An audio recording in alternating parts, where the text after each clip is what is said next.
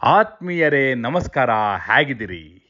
ರಾಜ್ಯಸಭಾ ಚುನಾವಣೆಯಲ್ಲಿ ನೀವು ಬರೆದಿಟ್ಕೊಳ್ಳಿ, ಇವರೊಬ್ಬರು ಮಾತ್ರ ಕ್ರಾಸ್ ವೋಟಿಂಗ್ ಮಾಡೋದು ಶತಸಿದ್ಧ. ಒಬ್ಬರು ಮಾತ್ರ ಮಾಡ್ತಾರೆ ಕಣ್ರಿ. ಅವರ ಎಲ್ಲ ಚಲನವಲನ, ಎಲ್ಲ ಹೇಳಿಕೆಗಳು, ಪ್ರತಿಯೊಂದು ಸಾಕ್ಷಿಯನ್ನು, ದಾಖಲೆಯನ್ನು ನಿಮ್ಮ ಮುಂದೆ ಇಟ್ಟು ಹೇಳ್ತಾ ಇದ್ದೀನಿ. ಸುಮ್ಮನೆ ಹೇಳೋದಿಲ್ಲ ನಾನು. ಎಲ್ಲ ರೆಕಾರ್ಡ್ಸ್ನ ನಿಮ್ಮ ಮುಂದೆ ನಾನು ಒಂದೊಂದಾಗಿ ಎಳೆಯಾಗಿ ಬಿಡಿಸಿ ಹೇಳ್ತಾ ಹೋಗ್ತೀನಿ. ನಿಮಗೆ ಹೌದು ಸರಿ ಅನಿಸಿದ್ರೆ ಕಮೆಂಟ್ ಮಾಡಿ, ನಮ್ಮ ಚಾನಲ್ನ ಸಬ್ಸ್ಕ್ರೈಬ್ ಮಾಡಿ, ಹಾಗೆ ಒಂದು ಲೈಕ್ ಕೊಡಿ. ಈಗ ಸ್ಟಾರ್ಟ್ ಮಾಡ್ತಾ ಇದ್ದೀನಿ. ನೋಡಿ, ನಿಮಗೆ ಚೆನ್ನಾಗಿ ಗೊತ್ತಿದೆ, ಕಳೆದ 1 ವರ್ಷದಿಂದ ಇವರ ಚಲನವಲನವನ್ನು ನೋಡಿದರೆ ನೀವೇ ಹೇಳ್ತೀರಿ, ರಾಜ್ಯಸಭಾ ಎಲೆಕ್ಷನ್ನಲ್ಲಿ ಮೊಟ್ಟ ಮೊದಲ ವ್ಯಕ್ತಿ ಇವರೇ ಕ್ರಾಸ್ ವೋಟಿಂಗ್ ಮಾಡೋದು ಅಂತ. ನಾನು ಹೇಳ್ತಿರೋದು ಬೇರೆ ಯಾರ ಬಗ್ಗೆಯೂ ಅಲ್ಲ.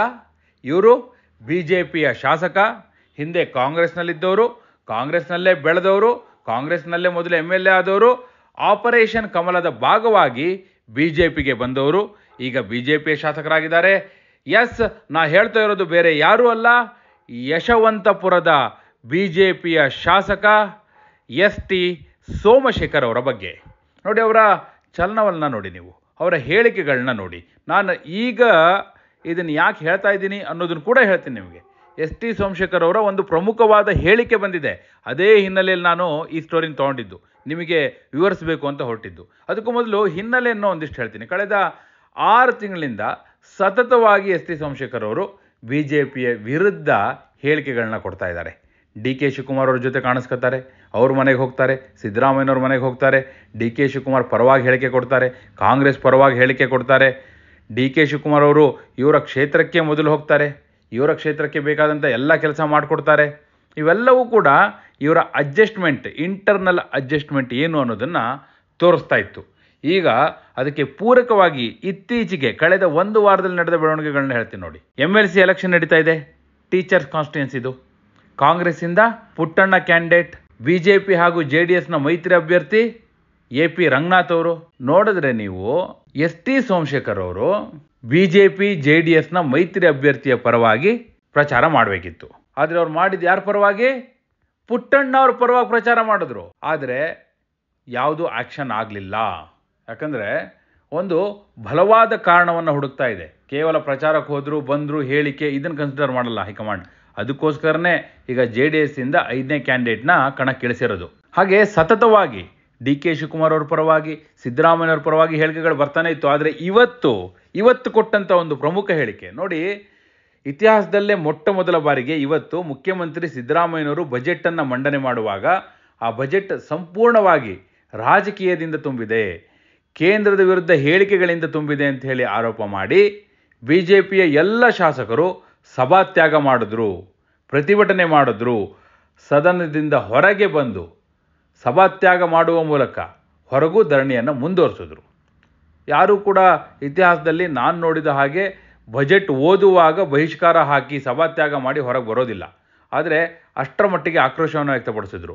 ಹೀಗಿರುವಾಗ ST ಸೋಮಶೇಖರ್ ಏನು ಮಾಡಿದ್ರು ಗೊತ್ತಾ? ST ಸೋಮಶೇಖರ್ ಅವರು ಈ ಬಜೆಟನ್ನು ಹೊಗಳಿದ್ರು.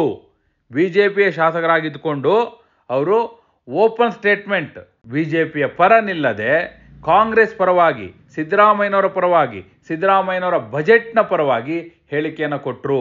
ಈ ಬಜೆಟ್ ಒಳ್ಳೆ ಬಜೆಟ್ ಅಂತ ಹೇಳಿದ್ರು. ಮತ್ತು BJP ಅವರೆಲ್ಲ ಪ್ರತಿಭಟನೆ ಮಾಡ್ತಿದ್ದಾರಲ್ಲ ಸ್ವಾಮಿ ಅಂದರೆ ಅದು ಅವರ ವೈಯಕ್ತಿಕ ಅಭಿಪ್ರಾಯ ಅಂದರು. ಇವ್ರದೆಲ್ಲ ವೈಯಕ್ತಿಕ, BJPಯ ಎಲ್ಲ ಶಾಸಕರದ್ದು ವೈಯಕ್ತಿಕ. ಈ ರೀತಿಯ ಸ್ಟೇಟ್ಮೆಂಟ್ ಕೊಟ್ಬಿಟ್ರು. ಬೆಂಗಳೂರಿಗೆ ಭಾಳ ಒಳ್ಳೆ ಬಜೆಟ್ ಇದು ಅಂತ ಹೇಳಿದ್ರು. ನಾವು ಏನೇನು ಬೇಡಿಕೆ ಸಲ್ಲಿಸಿದ್ದು ಎಲ್ಲವನ್ನೂ ಕೂಡ ಮಾಡಿದ್ದಾರೆ ಅಂತ ಹೇಳಿದ್ರು. ಅಲ್ಲಿಗೆ ST ಸೋಮಶೇಖರ್ ಅವರು ಓಪನ್ನಾಗಿ ಬಜೆಟ್ನ ವಿಚಾರದಲ್ಲೇ ಸಿದ್ದರಾಮಯ್ಯನವ್ರ ಪರವಾಗಿ, ಕಾಂಗ್ರೆಸ್ ಸರ್ಕಾರದ ಪರವಾಗಿ ನಿಂತ ಮೇಲೆ ಇನ್ನು ಅನುಮಾನ ಇಲ್ಲ, ಅವರು ರಾಜ್ಯಸಭಾ ಚುನಾವಣೆಯಲ್ಲಿ ಕಾಂಗ್ರೆಸ್ನ ಪರವಾಗಿ ಮತವನ್ನು ಚಲಾಯಿಸೋದು ಶತಸಿದ್ಧ. ಅದಕ್ಕೆ ಬೇಕಾದಂಥ ಎಲ್ಲ ವೇದಿಕೆ ಕೂಡ ರೆಡಿ ಆದ ಹಾಗಿದೆ. ಇಲ್ಲ ಅಂದಿದ್ರೆ ಇಷ್ಟರ ಮಟ್ಟಿಗೆ ಓಪನ್ನಾಗಿ ಯಾರೂ ಕೂಡ ನಿಲ್ಲೋದಿಲ್ಲ. ಇವರು ಓಪನ್ನಾಗಿ BJP ವಿರುದ್ಧ ಕಾಂಗ್ರೆಸ್ ಪರವಾಗಿ ನಿಂತ ಮೇಲೆ ಇನ್ನು ರಾಜ್ಯಸಭೆ ಚುನಾವಣೆ ಯಾವ ಲೆಕ್ಕ ನೋಡಿ. ಅವರು ಕ್ರಾಸ್ ವೋಟ್ ಮಾಡಿದ್ರು ಕೂಡ ಏನಾಗುತ್ತೆ, ಸ್ಪೀಕರ್ ಈಗ UT ಖಾದರ್ ಅವರು ಇದ್ದಾರೆ, ಕಾಂಗ್ರೆಸ್ ಸರ್ಕಾರ ಇದೆ.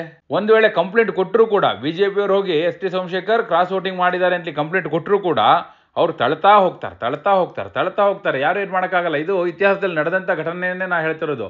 ಹಿಂದೆ KB ಕೋಳಿವಾಡ್ ಅವರು ಇದೇ ರೀತಿ ಮಾಡಿದರು. ಚಲೋರಾಯ್ ಸ್ವಾಮಿ ಆ್ಯಂಡ್ ಟೀಮ್ ಕ್ರಾಸ್ ವೋಟಿಂಗ್ ಮಾಡಿದಾಗ JDSನ ಶಾಸಕರು ಕಾಂಗ್ರೆಸ್ ಪರವಾಗುವಾಗ ಕ್ರಾಸ್ ವೋಟಿಂಗ್ ಮಾಡಿದರು. ಈಗಲೂ ಕೂಡ ಅದೇ ಮುಂದುವರಿಬೋದು. ಎಷ್ಟು ದಿನ ಬೇಕಾದ್ರೂ ತಳ್ಕೊಂಡು ಹೋಗ್ತಾರೆ, ಕೇಳೋರು ಯಾರು? ಸೊ ಹೀಗಾಗಿ ಎಸ್ ಟಿ ಸೋಮಶೇಖರ್ ಅವರು ಕಾಂಗ್ರೆಸ್ ಪರವಾಗಿ ನಿಲ್ಲುವ, ಕಾಂಗ್ರೆಸ್ ಪರವಾಗಿ ಅಡ್ಡ ಮತದಾನ ಮಾಡುವ ಎಲ್ಲ ಸಾಧ್ಯತೆಗಳು ಕೂಡ ನಿಚ್ಚಳವಾಗಿದೆ. ಅವರ ಹೇಳಿಕೆಗಳು, ಅವರ ಚಲನವಲನ ಹಾಗೂ ಅವರ ಸಂಪೂರ್ಣ ಆಟಿಟ್ಯೂಡ್ನ ನೋಡಿದ್ರೆ, ಅವರ ರಾಜಕೀಯ ನಡೆಯನ್ನು ನೋಡಿದ್ರೆ ಅವರು ಕಾಂಗ್ರೆಸ್ ಪರವಾಗಿ ಈ ಬಾರಿ ರಾಜ್ಯಸಭಾ ಚುನಾವಣೆಯಲ್ಲಿ ಅಡ್ಡ ಮತವನ್ನು ಚಲಾಯಿಸೋದು ನಿಚ್ಚಳ ಅನ್ನುವಂಥದ್ದು ಮೇಲ್ನೋಟಕ್ಕೆ ಗೋಚರಿಸ್ತಾ ಇದೆ. ನಿಮ್ಮ ಅಭಿಪ್ರಾಯ ಏನು? ಎಸ್ ಟಿ ಸೋಮಶೇಖರ್ ಅವರು ಕಾಂಗ್ರೆಸ್ಸಿಗೆ ಹೋಗ್ತಾರಾ ಅಥವಾ ಬಿ ಜೆ ಪಿಯಲ್ಲೇ ಇರ್ತಾರಾ? ರಾಜ್ಯಸಭಾ ಚುನಾವಣೆಯಲ್ಲಿ ಅವರು ಕಾಂಗ್ರೆಸ್ ಪರ ಮತ ಚಲಾಯಿಸ್ತಾರಾ ಅಥವಾ ಬಿ ಜೆ ಪಿ ಪರ ವೋಟ್ ಹಾಕ್ತಾರಾ? ಕಮೆಂಟ್ ಮಾಡಿ. ಹಾಗೆ ನೀವಿನ್ನೂ ನಮ್ಮ ಚಾನಲ್ನ ಸಬ್ಸ್ಕ್ರೈಬ್ ಮಾಡಿಲ್ಲ ಅಂದರೆ ಈ ಕೂಡಲೇ ಸಬ್ಸ್ಕ್ರೈಬ್ ಮಾಡಿ. ಧನ್ಯವಾದ.